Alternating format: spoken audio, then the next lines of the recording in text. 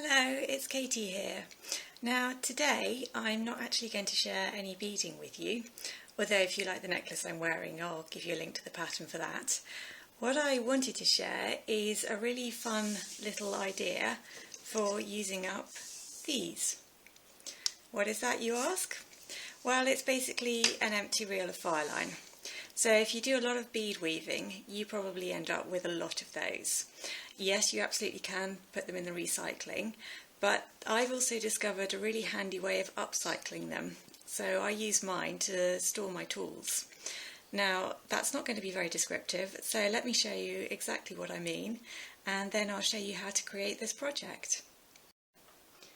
Okay, so I've just told you that we're going to be turning old reels of Fireline into a holder for tools, which probably wasn't terribly explicit, but this is what I'm talking about. So I have this sitting on my beading table right in front of me, and it means I can just grab whatever tools I need whenever I need them. So I've got wire cutters, I've got pliers, I've actually just stuck a piece of wire in the centre so I can hang my tape measure on that. All sorts of things in here. But as I accumulate more tools, this pot's getting quite overcrowded, so I think it might be time to make myself another one and separate things out. So to do that, I'm going to be using old reels of Fireline. So all the Fireline's gone. I just am really bad at throwing things away. I mean, I could recycle these, but it's one of those things I look at and think, I'm sure there's something useful I could do with that, and here we have it. Because we've got the divider on the wrong side, and that actually is really helpful for keeping the tools in place so they're easily accessible within the pot. So this was a 300-yard reel, but the same principle will actually work with any size of reel. Doesn't matter. You're going to need, well, I've used 3 I found were about the right height for my tools, but you can vary the height according to what you want to use them for. And actually, being a creative person, as I know you are, you can probably see other uses for this. So I'm going to show you how to make this in stages, and there'll be a little convenient place for pausing between each stage. That's going to allow you to work alongside me as we go. So let's start out by looking at what you actually want for this project. Okay, I've gathered up what I hope will be everything I need to make my little tool holder. So we've got 3 reels of Fireline, as I said. You can change the number of reels if you want something a bit different. And then we've got some old card. I mean, this is just packaging from something else, so I'm upcycling a little bit more here. It's quite stiff card. I don't know what the GSM would be, but we're going to use this just to create stable sides for our holder. And we're going to end up covering it with some wrapping paper. So I've got an old piece that's already been used. I was probably taken off a gift given to me at some point. See, I told you I don't throw anything away. And just pick something that's going to look pretty, anything you like. If you've got some other kind of paper, that will do. This is basically just to give you a finishing touch. So I think that's everything in the way of materials. Tools, I think just ordinary scissors and some sellotape should do the trick. It's always possible I'll have forgotten something and mention it as we go along. But if you want to pause here and go and gather everything together, then in a second I'll show you how to get started. Okay, so step 1 is preparing the reels of Fireline. And you literally just want to get rid of this labelling. Sorry if that made a terrible noise on the video. I've, as you've just seen, push it out from behind and then just peel it off. That one's come off nice and smoothly. If they don't, it doesn't matter if you've got bits left around the sides here. You just want to make sure this central section with the holes is clear.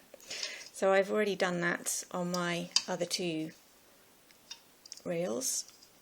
I'm going to then stack them, and I want to join them so that we've got the sort of dividers inside all lined up. So we've got one stack with the 3 compartments. Now I'm literally just going to use a bit of sellotape to do that. Again, that's probably made a terrible noise for you to listen to. So it's up to you how you do this. I am finding that it's probably easier to kind of take 2 reels to begin with and join them, and then join the 3rd one on later. And I've just stuck the sellotape over the dividers so that makes sure that they actually really line up properly. Now I'm actually not going to make you sit and watch me do all of this. I think that instruction is probably quite clear, so I'm going to go away and finish joining mine and save making horrible sellotape noises for you to listen to.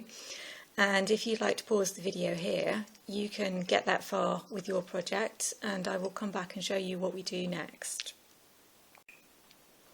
Okay, next step. I've got my 3 reels all joined together securely. At this stage there's still quite a lot of messy looking parts, but that's fine.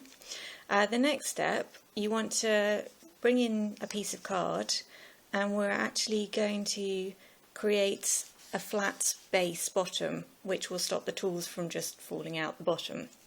And for that we need a pen, which I forgot to mention. So all I'm going to do is use my pen and draw around the bottom of my reels direct onto the card.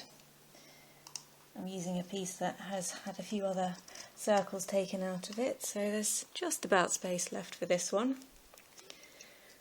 If I remove the Fireline reels, then just take my scissors and cut that out. Now, once again, you probably don't actually need to watch me cut out a circle here, so I'm going to pause the video and let you do the same and catch up this far. Okay, so here we are with my circle cut out. Now, because I was using old scrap card, it's actually white on one side and we've got this lovely pattern on the other. I could put it so that the pattern shows through. I mean, that's not really going to notice when I'm actually using my tool holder, but I don't particularly like that, so I'm going to leave it so I've got the white side inside and the pattern on the bottom. So next step is just to secure that to the bottom of the Fireline reels.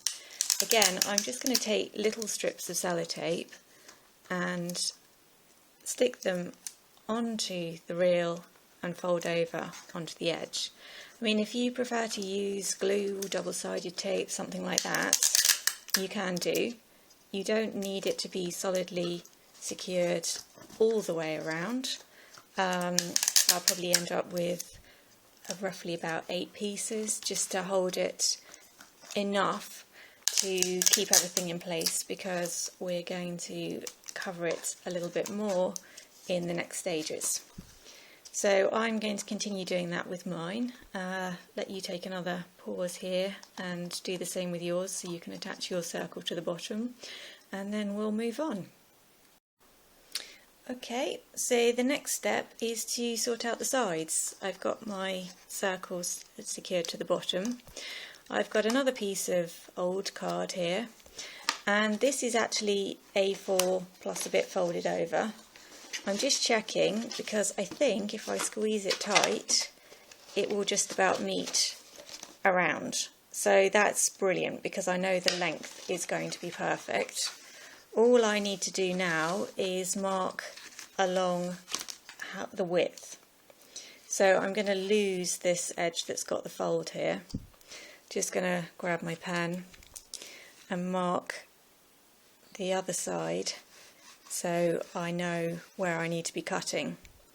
So you probably want to grab a ruler so you can extend that marking line all the way along.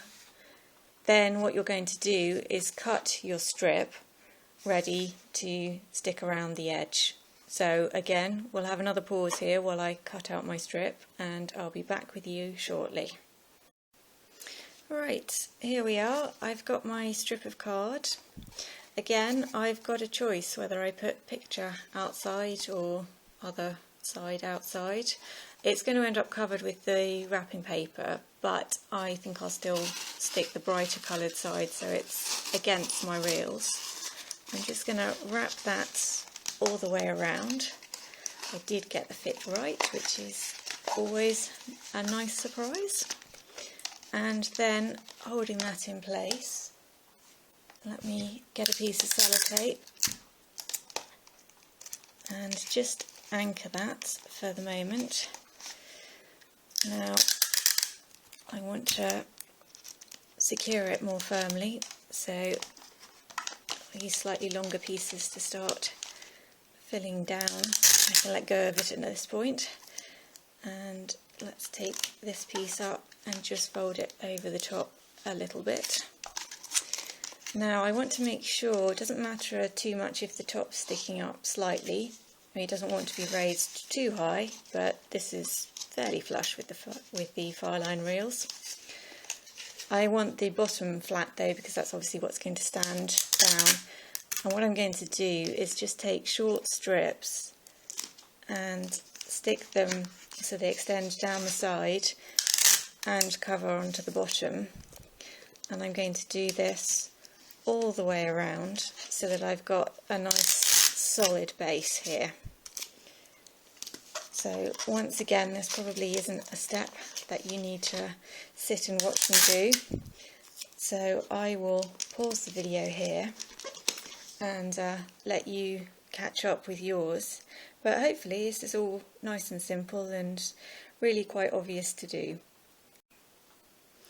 Okay, so I've got my card around covering the sides, so that's given us a firm structure for the tool holder. And now comes the final flourish, which is just to make it look pretty by covering it with some pretty paper. I've got an old sheet of wrapping paper. You can see it's actually pretty scruffy and screwed up, but it should be fine around this. I've measured it so that I am certain it fits around if I roll it round, which is ideal. I've also got overhang, so on the bottom end, just turn it round, I've got enough overhang to reach across and meet. I will have if I position it, so that will reach across and meet. On the top end, I've got enough overhang to just cover the top and slightly curve down. So that's sort of about where you want to be. Now I'm going to start by just joining or putting a piece of sellotape over this join.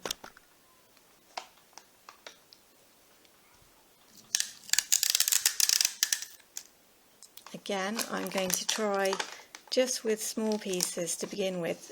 Just one small piece will just hold everything in place, and then I've got a couple of hands free to actually control the full length join here. So we end up with something hopefully quite neat. Now from here it is basically like wrapping a present, and anyone who has ever wrapped a rounded present will know what a nightmare that is. So you've got a couple of options. You can, on the base, try and fold everything over in sections as neatly as you can, just sellotaping wherever you need to. You can do the same on the top, or you can actually cut slits. So if you cut from base just to the bottom of where it meets, then rather than getting folds, that gives your material some leeway to kind of cross over. So you've got two options there. Whichever you decide, once you've got things in place, you're just going to use your old friend the sellotape to seal everything. So again, I'm not going to bore you by doing all of this on the camera. I'll pause things here and get mine sorted out, and then just come back and show you the finishing touches. Well, here we go. About 5 minutes later, and I've got my finished tool holder all ready. So if I turn over on the bottom, it's reasonably neat, perhaps not the neatest ever. Certainly this is going to put your gift wrapping skills to the test. If you've ended up with a terrible mess, or it's actually very uneven for standing, you can always cut another circle of card and cover that with paper, or not cover it with paper, and just stick it flush on the bottom here. on the top end, what I've done is just roll the edges over and then use sellotape to just stick them down on the inside here.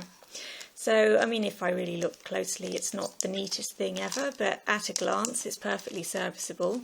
Certainly, if I grab some of my overflow tools, by the time they're in there, it's going to look perfectly great to use, and it just makes life a lot easier. I'm not getting tools tangled up with each other when they're separated out a bit better. Now obviously it's a pretty addition to your beading table as well, and it's great if it's just you, but if you happen to be a teacher and tutor classes a lot, then these little pot holders are fantastic. You can spread them along your teaching table, fill them with the tools that your students need for the class, and then everyone's got easy access to what they need when they need it, and it just brightens things up a bit as well.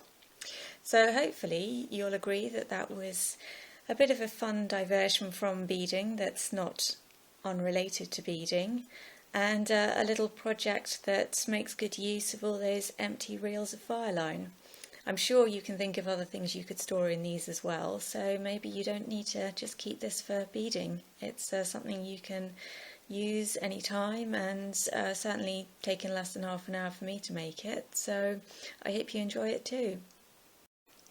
Well, I hope you enjoyed that. And next time I promise I will be back with some actual beading, but hopefully that's still something that is helpful for all your beadwork. Certainly it's something that I use all the time, and as my tool collection expands, which it does, it's nice to have more than one of those. So using plenty of different coloured wrapping papers, I've created quite a colourful collection now. Now don't forget to subscribe to my YouTube channel. You'll get to see all the technique videos that I put up there, and a bit of other beading fun just like this. And all that remains for me to say is thank you very much for watching, happy beading, and I will see you again soon. Bye!